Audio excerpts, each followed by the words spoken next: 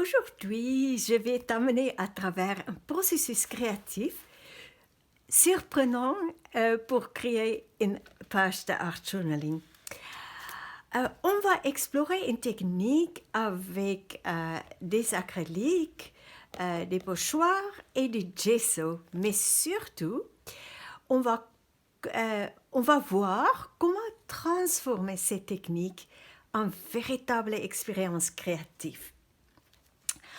Donc, le contenu de cette vidéo est un petit avant-goût, on peut dire, de l'une des techniques que nous avons explorées ce mois de février dans notre communauté Carnet créatif, technique et partage dans la joie. C'est tellement riche et tellement amusant de créer ensemble en groupe. Je le dis tout le temps. Excusez-moi.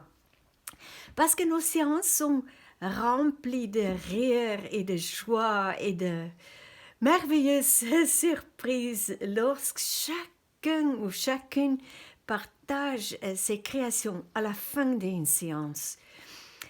Et je dois dire que c'est tout simplement merveilleux de vivre ce genre d'enthousiasme, de connexion et de compassion entre les membres. Si tu veux en savoir plus sur Carnet créatif, technique et partage dans la joie, clique simplement sur le lien dans la description. Et bien sûr, une séance live en groupe a sa magie particulière. Mais dans cette vidéo, je vais te partager quelque chose de vraiment spécial, intéressant et utile que tu peux expérimenter ici et maintenant. Bienvenue dans cette vidéo. Si tu es nouveau ici, je m'appelle Miki et j'accompagne les personnes attirées par l'art journaling ou par une pratique créative similaire à créer librement et spontanément avec le cœur et à se sentir épanouies et confiantes dans leur pratique créative. Et j'entends certaines personnes qui regardent cette vidéo dire « Je n'ai pas le temps pour regarder toute la vidéo, je vais juste jeter un coup d'œil et m'arrêter aux sections où tu nous montres quoi faire. » Mais oui, si c'est ce que tu convient, cela ne pose aucun problème.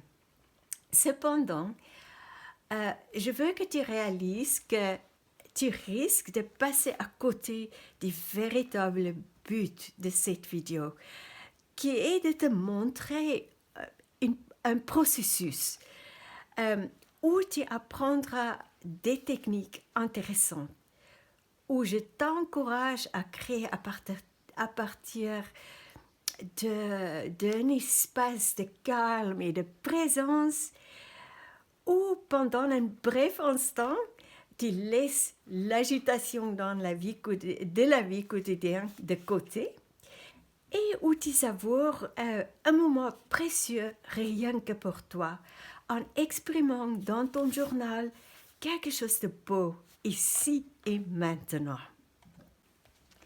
Parce que je souhaite que cette vidéo soit une véritable expérience pour toi. Pas juste un tuto, pas comment faire une page, mais comment être avec ta page. Alors, es-tu prêt ou prête pour cette aventure? Donc aujourd'hui, j'ai envie de créer dans ce carnet, et c'est un carnet de la marque Moleskine. C'est un carnet aquarelle du papier 200 grammes. Et comme tu peux le voir, c'est format A4, mais orientation paysage. J'ai envie de faire une page dans cette orientation aujourd'hui.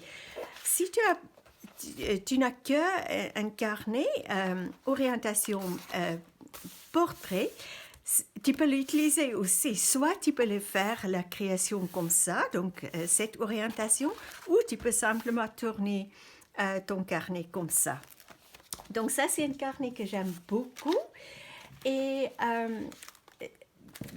donc, je te montrerai dans un instant ce qu'on va faire.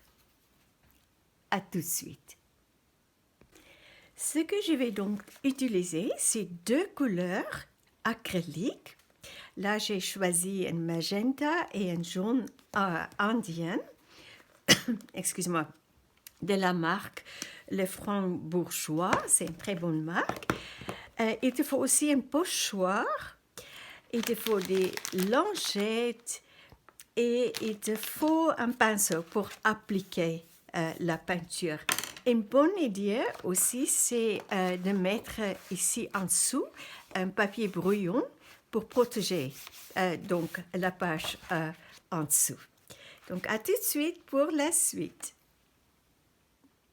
J'ai donc mis mes deux couleurs ici sur ma palette et maintenant je vais tout simplement commencer à appliquer la peinture avec un pinceau, avec le pinceau que je t'ai montré.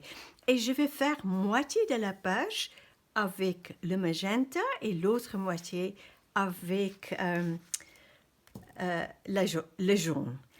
Je vais faire ça et pour que la vidéo soit pas trop longue, donc je vais juste prendre la peinture et commencer à peindre n'importe quelle façon.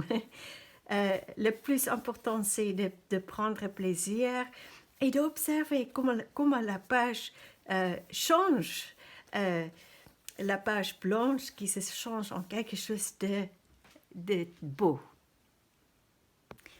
Et voilà, j'ai donc mis les deux couleurs. Maintenant, il faut attendre que ça sèche un petit peu, mais pas complètement, parce que à travers de notre pochoir, je ne peux pas le mettre maintenant parce que c'est encore trop humide, on va mettre le pochoir et on va prendre une lingette et on va frotter pour enlever la peinture à travers des pochoirs.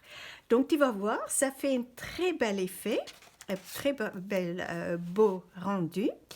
Et en fait, oui, j'ai hâte de te montrer ce que ça va faire. Donc, j'attends un petit moment et quand c'est un peu plus, la peinture est un peu plus sèche, je te montrerai comment on va faire le pochoir.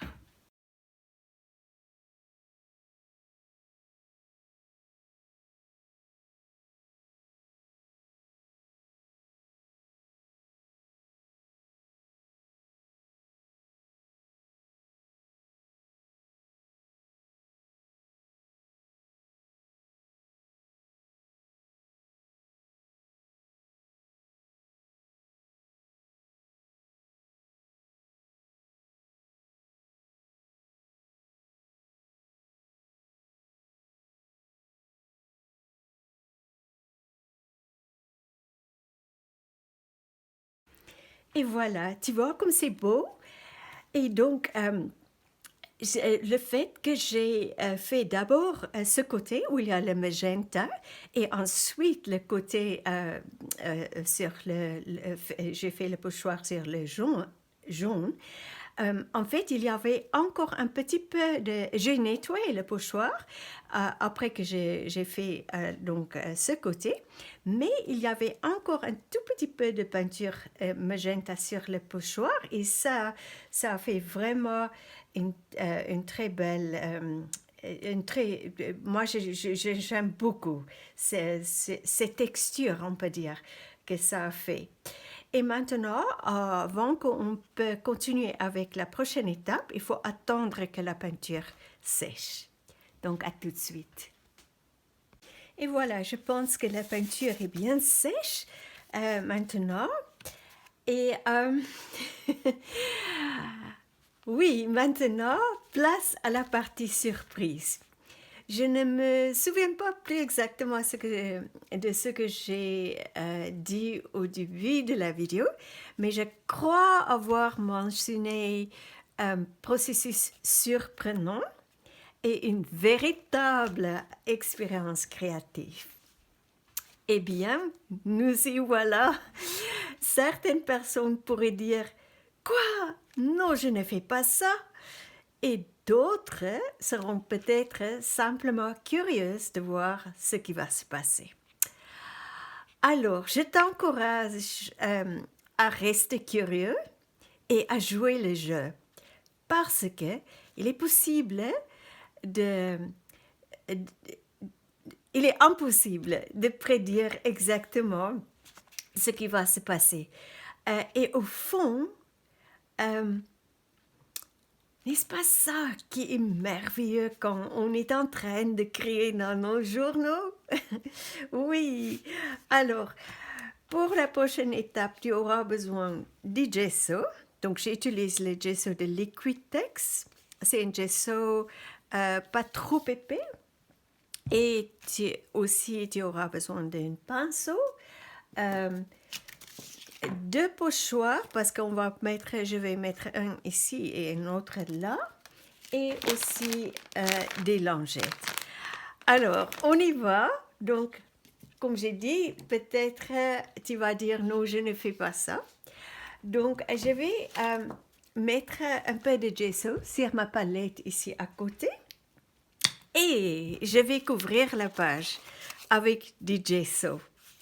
Ensuite, il faut attendre que ça sèche un petit peu. Comme on a fait au début avec la peinture acrylique, on a attendu que ça sèche un petit peu. Et ensuite, on a pris une lingette et on a enlevé la peinture à travers d'un pochoir. On va faire la même chose, à peu près la même chose. Donc, je mets un peu de gesso ici à côté. Je ne sais pas si tu peux le voir, c'est à côté sur ma palette. Et je vais tout simplement commencer à couvrir la page. Donc, sois courageux. Tu verras, c'est quelque chose de beau qui va se passer.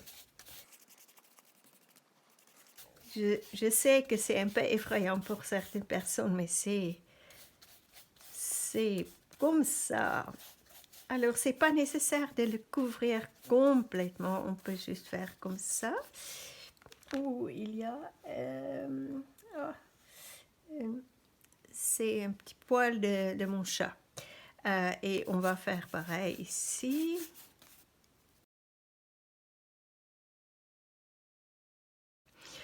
On peut faire un côté et après l'autre côté. Je n'ai pas pensé en fait pourquoi ça sèche pas trop rapidement, mais je pense quand même ça va rester humide pour un petit moment.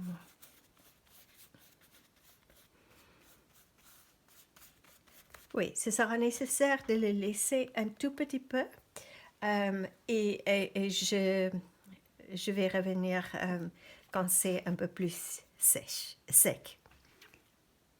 Alors, ce n'est pas encore sec, mais quand je touche, mes doigts collent un petit peu, donc je pense que c'est bon.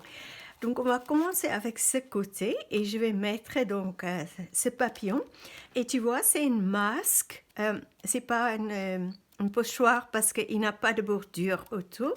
Là, c'est un pochoir parce qu'il y a une bordure autour. Donc, je vais prendre une lingette et on va voir. De temps en temps, ça fonctionne, de temps en temps, ça ne fonctionne pas, mais c'est pas grave du tout. Donc, on fait comme ça et je vais aussi aller autour parce que, comme j'ai dit, c'est une masque. Donc, pour avoir le contour de ce papillon, il faut aller autour. Si on attend trop longtemps et ça sèche, avec certains gesso, ça pourrait même fonctionner quand c'est complètement sec, mais pas avec tout. Donc, ça dépend de la marque et si c'est épais ou pas. Donc, Voilà, comme ça. Et je vais faire peut-être autour. J'ai envie de le faire aussi peut-être comme ça. On va superposer. Peut-être je peux le faire comme ça. Alors, je commençais trop bas, mais c'est pas grave. Comme ça.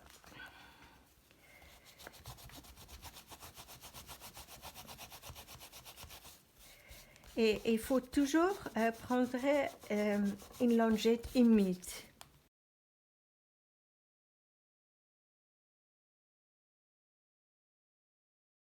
Et voilà.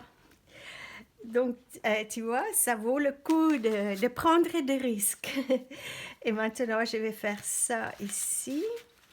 Je vais peut-être enlever ça parce que ça me gêne un petit peu. Et je prends une autre lingette. Alors, ce sera pas si évident sur le jaune, mais je suis curieuse pour voir ce que ça va se passer. Ça va peut-être être très doux. On ne va pas voir grand-chose.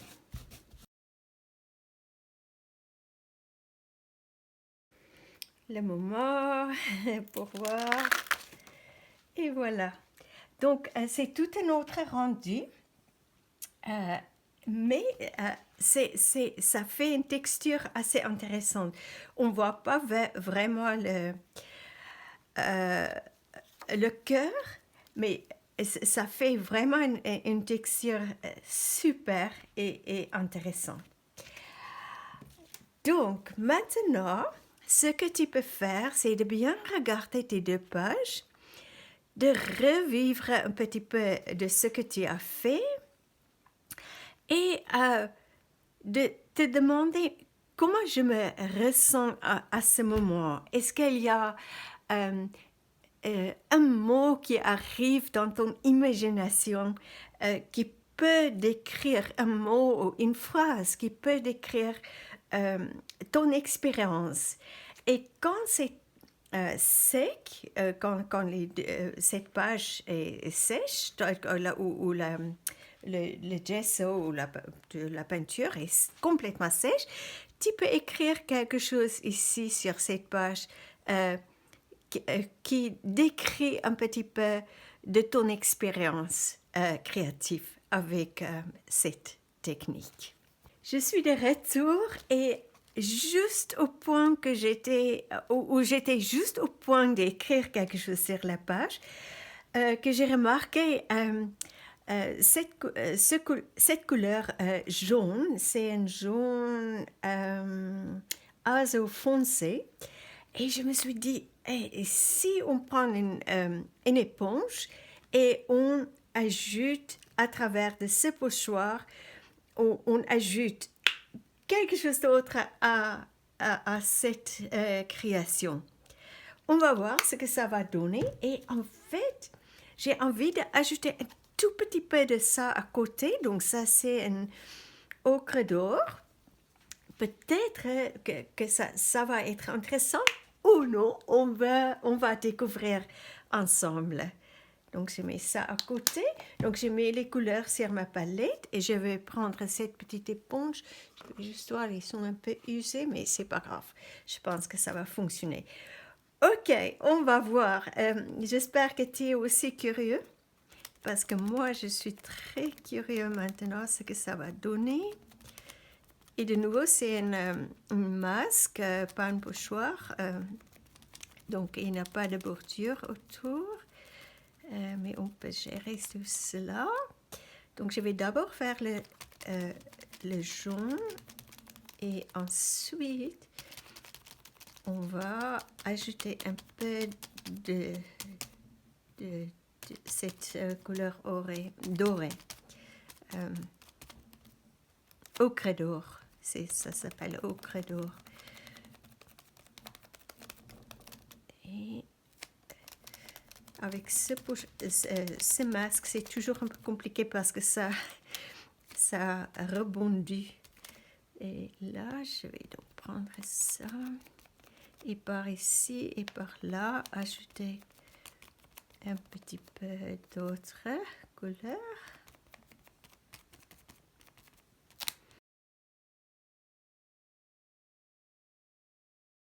Ok, on va voir ce que ça va donner. Et super, voilà, c'est ça que j'ai souhaité.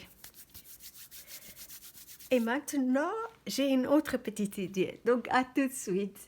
Ah, j'ai oublié de appuyer sur enregistrer. Et en fait, ce que je fais, j'ai pris l'éponge et les deux couleurs, donc l'ocre d'or et le jaune, et j'ai tamponné dedans et je suis allée ici où il y avait que le gesso. J'ai tamponné un petit peu dedans et je trouve ça c'est en train de devenir une très belle page qui me plaît beaucoup. Et ici, je pense que j'ai une autre idée aussi pour ce côté, mais il faut attendre que la peinture sèche.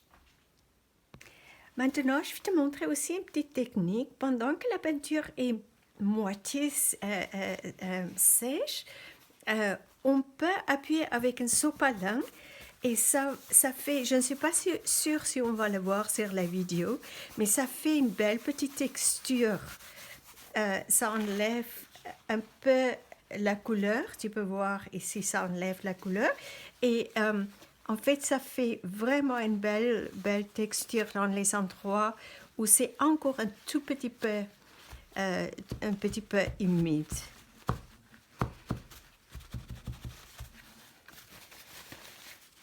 Donc, on peut appuyer comme ça. Tu vois, ça fait quelque chose de joli. Et on peut peut-être, en fait, je vais juste voir quelle éponge que je puisse prendre parce que j'ai pensé de faire une petite bordure. Ici, ça fait automatiquement une petite bordure. Mais ici, c'est comme il manque quelque chose. Donc, je vais peut-être soit faire avec mon doigt, juste ajouter un petit peu ocre d'or autour et juste pour ajouter un petit bordure. Je vais faire ça et je te montrerai ce que ça a donné. Et voilà pour cette page.